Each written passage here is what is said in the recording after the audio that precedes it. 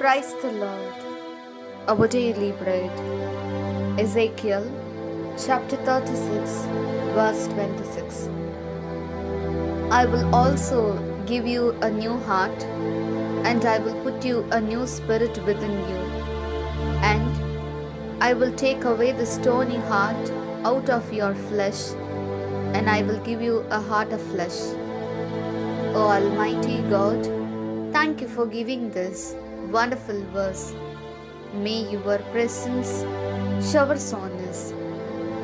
O Lord, we human beings did not protect the heart you created in a good way.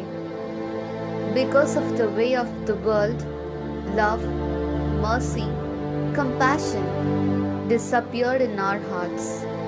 So take away our heart of stone and give us a heart of flesh like you, that you have love, mercy, and compassion. We ask this in the name of Jesus Christ. Amen. அன்றாட உணவு.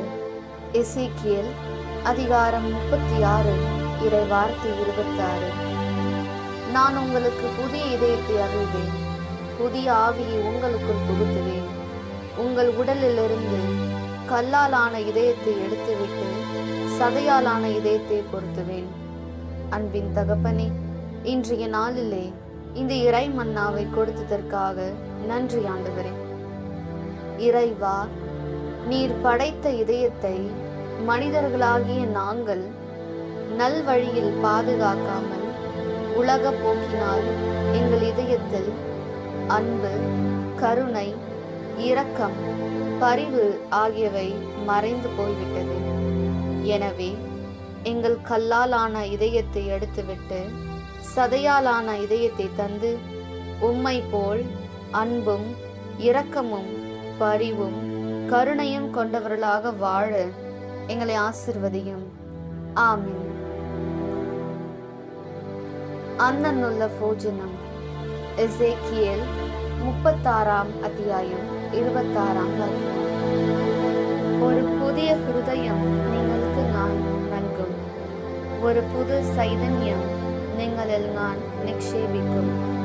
നിങ്ങളുടെ ശരീരത്തിൽ നിന്ന് ശിലാഹൃദയം എടുത്തു മാറ്റി മാംസന ഹൃദയം നൽകും. ദൈവമേ, അങ്ങ് ഞങ്ങൾക്ക് നൽകിയ ഹൃദയത്തെ ഞങ്ങൾ നേർവഴിയിൽ സംരക്ഷിക്കാതെ ലോകപരമായി ഞങ്ങൾ ജീവിച്ചു വരുന്നു. സ്നേഹം, കാരുണ്യം, ദയ ഇവയൊക്കെയും മാഞ്ഞുപോകുന്നു. അതിനാൽ ഞങ്ങളുടെ ശരീരത്തിൽ നിന്നും ശിലാഹൃദയം എടുത്തു മാറ്റി അങ്ങേക്ക് ഇഷ്ടമുള്ള സ്നേഹം, കാരുണ്യം, നന്മ നിറഞ്ഞ നല്ലൊരു ഹൃദയം ഞങ്ങൾക്ക് നൽകി ഞങ്ങളെ അനുഗ്രഹിക്കണമേ. ആമേൻ.